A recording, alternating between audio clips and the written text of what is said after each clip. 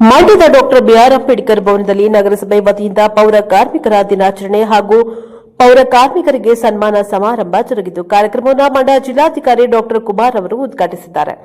ಕಾರ್ಯಕ್ರಮದ ಅಧ್ಯಕ್ಷತೆಯನ್ನು ನಗರಸಭೆ ಅಧ್ಯಕ್ಷರಾದ ಪ್ರಕಾಶ್ ಎಂಪಿ ರವರು ವಹಿಸಿದ್ದರು. ಕಾರ್ಯಕ್ರಮದಲ್ಲಿ ಯೋಜನಾ ನಿರ್ದೇಶಕರಾದ ನರಸಿಂಹಮೂರ್ತಿ, ಪೌರಾಯುಕ್ತರಾದ ಪಂಪಶ್ರೀ, ನಗರಸಭೆ ಉಪಾಧ್ಯಕ್ಷರಾದ ಎಂಪಿ ಅರುಣಕುಮಾರ್, ಸ್ಥಾಯಿ ಸಮಿತಿ ಅಧ್ಯಕ್ಷರಾದ ಟಿ ರವಿ, ಮಾಜಿ ಅಧ್ಯಕ್ಷರಾದ ಎಚ್ಎಸ್ ಮಂಜು, ಪೌರ ನೌಕರರ ಸಂಘದ ಜಿಲ್ಲಾಧ್ಯಕ್ಷರಾದ ಮುತ್ತಾಲಯ್ಯ, ಸದಸ್ಯರುಗಳಾದ ಶ್ರೀಧರ್, ಶಿವಪ್ರಕಾಶ್, ಜಾಕೀರ್, ರಾಮಲಿಂಗು, ಮೀನಾಕ್ಷಿ, ಪುಟ್ಟಸ್ವಾಮಿ, ಸೌಭಾಗ್ಯ, ವಿಶಾಲಾಕ್ಷಿ, ಪೂರ್ಣಿಮಾ, ಮಂಜುಳಾ, ರಜನಿ, ನಗರಸಭೆ ಅಧಿಕಾರಿಗಳು, ಸಫಾಯಿ ಕರ್ಮಚಾರಿ ಸದಸ್ಯರು, ಪೌರ ಕಾರ್ಮಿಕರು ಸೇರಿದಂತೆ ಇತರರು ಹಾಜರಿದ್ದರು. Bureau report, Mandya. ನಿರ್ಮಿಸುವಂತ ಜವಾಬ್ದಾರಿ ತಾವು ಕೂಡ ಕೈ ಜೋಡಿಸಿರೋದ್ರಿಂದ ನಿಮ್ಮ ಆರೋಗ್ಯವು ಕೂಡ ಬಹಳ ಮುಖ್ಯ. ಹಾಗಾಗಿ ಯಾವುದೇ ಕಾರಣಕ್ಕೂ ಕೂಡ ನಿಮ್ಮ ಆರೋಗ್ಯದ ಬಗ್ಗೆ ನೀವು ನಿಷ್ಕಾಳಜಿಯ ತೋರಿಸದಲೆ ನೀವು ಆರೋಗ್ಯವನ್ನು ಚೆನ್ನಾಗಿ ಕಾಪಾಡ್ಕೋಬೇಕು. ನಿಮ್ಮ ಕುಟುಂಬ ಚೆನ್ನಾಗಿರ್ಬೇಕು, ನಿಮ್ಮ ಮಕ್ಕಳು ಚೆನ್ನಾಗಿರ್ಬೇಕು ಅಂದ್ರೆ ಸಮಾಜನೂ ಚೆನ್ನಾಗಿರುತ್ತೆ. ಹಾಗಾಗಿ ನಾವೆಲ್ಲ ಸಹಜವಾಗಿ ಬಯಸ್ತೀವಿ, ಆ ಬೀದಿ ಚೆನ್ನಾಗಿರ್ಬೇಕು, ಕಸ ಇರಬಾರ್ದು, ಅಲ್ಲಿ ಕಸ ತೆಗಿಬೇಕು ಅಂತ ಬಯಸೋದು ಸಹಜ. ಆದ್ರೆ ನಿಮ್ಮ ಆರೋಗ್ಯನೂ ಕೂಡ ಚೆನ್ನಾಗಿ ನೋಡ್ಕೊಳ್ಳಿ ಅಂತ ಹೇಳಿ ಇಚ್ಛೆ ಪಡ್ತೇನೆ. ಮೂರನೇದಾಗಿ ಆರೋಗ್ಯ ವಿಮೆ, ಹೆಲ್ತ್ ಇನ್ಶೂರೆನ್ಸ್ ಈಗ ಕಡ್ಡಾಯವಾಗಿ ಪ್ರತಿಯೊಬ್ಬರು ಕೂಡ ಆರೋಗ್ಯ ವಿಮೆಯನ್ನ ಮಾಡಿಸ್ಕೊಳ್ಳಿ. ಈಗ ಸಾಕಷ್ಟು ನಾನು ನಮ್ಮ ಕಮಿಷನರ್ ಹತ್ರ ಕೇಳ್ತಾ ಇದ್ದೆ, ಎಲ್ರಿಗೂ ಕೂಡ ನಾವು ಆರೋಗ್ಯ ವಿಮೆಯನ್ನ ಮಾಡಿಸಿದೀವಿ ಅಂತ ಕೂಡ ಮಾಹಿತಿನ ಕೊಡ್ತಾ ಇದ್ರು. ಹಾಗಾಗಿ ದಯವಿಟ್ಟು ಯಾರ್ಯಾರು ಮಾಡಿಸಿಲ್ಲ ನೀವೆಲ್ಲರೂ ಕೂಡ ಆರೋಗ್ಯ ವಿಮೆಯನ್ನ ಮಾಡಿಸ್ಬೇಕು. ನಾಲ್ಕನೇದಾಗಿ ರೆಗ್ಯುಲರ್ ಆಗಿ ನಿಮ್ಮೆಲ್ಲರ ಹೆಲ್ತ್ ಚೆಕಪ್ ಅನ್ನ ಮಾಡ್ಲಿಕ್ಕೆ ನಾವು ಸೂಚನೆಯನ್ನ ಕೊಟ್ಟಿದ್ದೇವೆ. ಅದು ಏನೋ ಒಂದು ಕಾಟಾಚಾರಕ್ಕೆ ಒಂದು ಸಲ ಬಂದು ನಿಮ್ದು ಬ್ಲಡ್ ಶುಗರ್ ಎಷ್ಟಿದೆ, BP ಎಷ್ಟಿದೆ ಅಷ್ಟು ಮಾತ್ರ ಚೆಕ್ ಮಾಡೋದಲ್ಲ, ಸಂಪೂರ್ಣವಾಗಿ ನಿಮ್ಮ ಆರೋಗ್ಯದ ಸಂಪೂರ್ಣ ಎಂಟೈರ್ ಪ್ರೊಫೈಲ್ ಅನ್ನ ಚೆಕ್ ಮಾಡಬೇಕು. ಹೆಲ್ತ್ ಚೆಕಪ್ ಅನ್ನ ಮಾಡಿಸಿ ಒಂದು ವೇಳೆ ಏನಾದ್ರೂ ಕೂಡ ನಿಮ್ಗೆ ತೊಂದರೆಗಳಿದ್ರೆ ಅದನ್ನು ಕೂಡ ಪರಿಹರಿಸಿಕೊಳ್ಳಿಕ್ಕೆ ಅವಕಾಶ ಇದೆ. ಹಾಗಾಗಿ ಅದರಲ್ಲೂ ಕೂಡ ನೀವು ಭಾಗಿಯಾಗಬೇಕು ಅಂತ ನಾನು ಹೇಳಲಿಕ್ಕೆ ಇಚ್ಛೆ ಪಡ್ತೇನೆ. ಅದಾದ್ಮೇಲೆ ಈಗ ನಮ್ಮಲ್ಲಿ ಕೆಲವರು ಔಟ್ಸೋರ್ಸ್ ಅಲ್ಲಿ 32 ಜನ ಔಟ್ಸೋರ್ಸ್ ಅಲ್ಲಿ ಕೆಲಸ ಮಾಡ್ತಾ ಇದ್ದಾರೆ.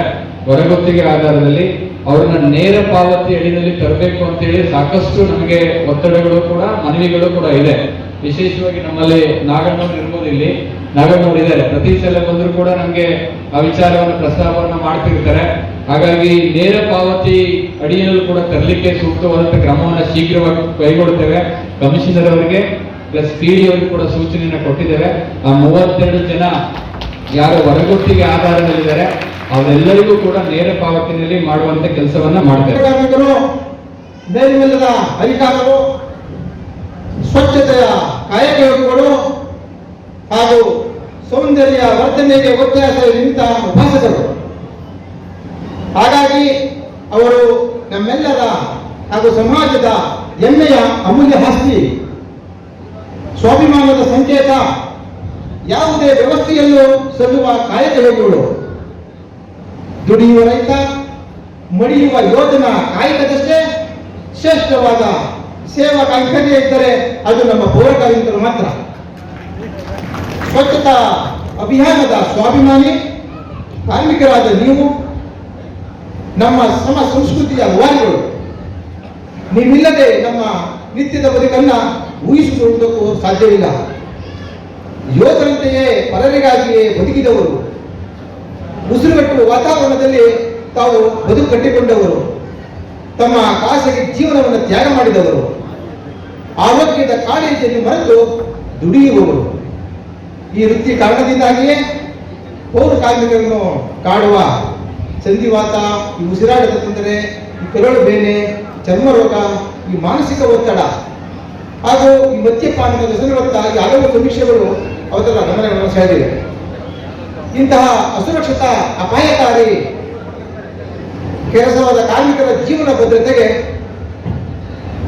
ಆಳುವರಿಂದ ನಿರೀಕ್ಷಿತ ಬೆಂಬಲ ಹಾಗೂ ಒತ್ತಾಸೆ ಸಿಗದಿರುವುದು ದುರದೃಷ್ಟಕರ.